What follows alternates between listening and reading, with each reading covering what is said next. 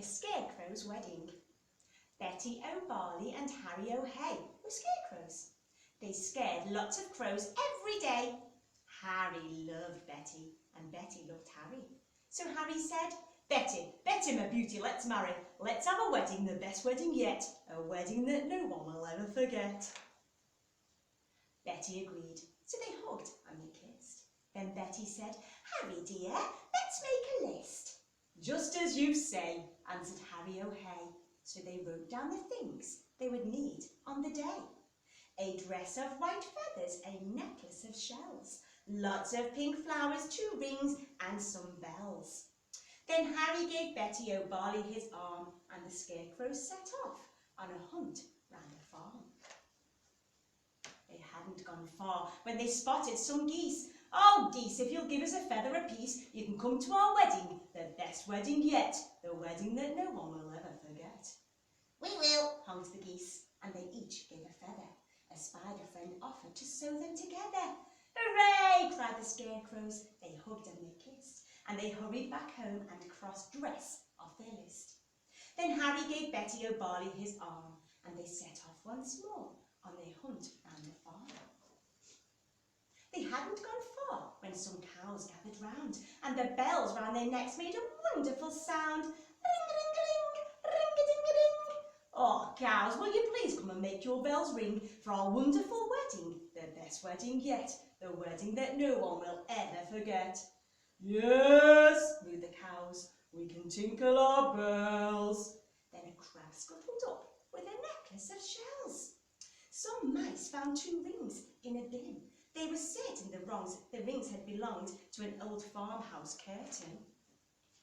Hooray, cried the scarecrows. They hugged and they kissed. Pink flowers are the only things left on our list. Then Harry said, Betty dear, I can find those. Why don't I pick some while you have a doze?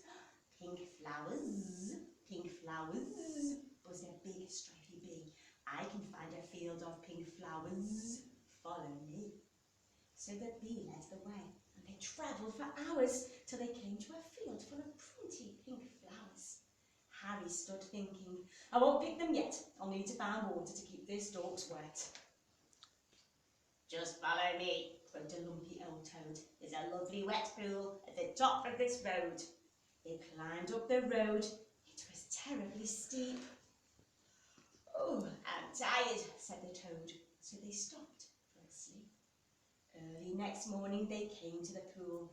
This water, said Harry, is beautifully cool, but now I need something to carry it in. A jug or a vase or a cup or a tin. I think I can help, said a small squirrely snail. I can show you the way to a very fine pail. So the snail and the scarecrow set off on their way, but the snail was so slow, it took more than a day. Now Betty was worried. What's happened to Harry? Where is the scarecrow? I'm planning to marry.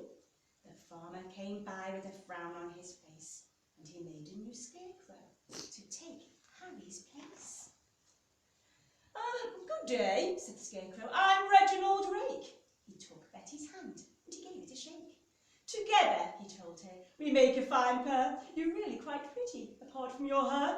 Then he jumped in the tractor and told her, hop in, I'm a really fast driver. Let's go for a spin. But Betty said, no, I must wait here for Harry. He is the scarecrow I'm going to marry. We're planning our wedding, the best wedding yet, the wedding that no one will ever forget. Reginald laughed. You'll be waiting forever. Forget about Harry. I bet he's not clever. I must be the cleverest scarecrow alive. I can sing lots of songs, I can dance, I can drive. I'm dashing, I'm daring, I'm cool as can be. I can even blow smoke rings, just watch me and see.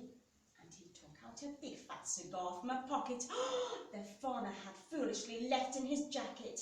But smoking is bad for you, Betty exclaimed. Really, you ought to be feeling ashamed.